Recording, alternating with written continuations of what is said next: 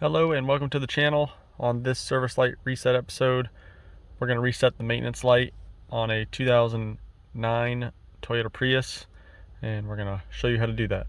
So we're inside the vehicle. So first thing we're going to do is power on the vehicle, pushing the start stop button twice. You'll see the mileage up at the top there.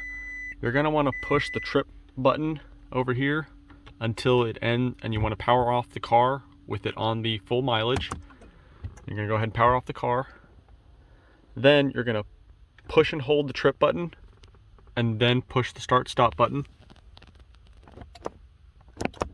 2 times to power on the car, and continue to hold the trip button, and then it'll reset. And that is how you reset the maintenance light in your 2009 Toyota Prius. Thanks for watching. Hope you found this video helpful. Drop a comment down below if you found it helpful. See you on the next one.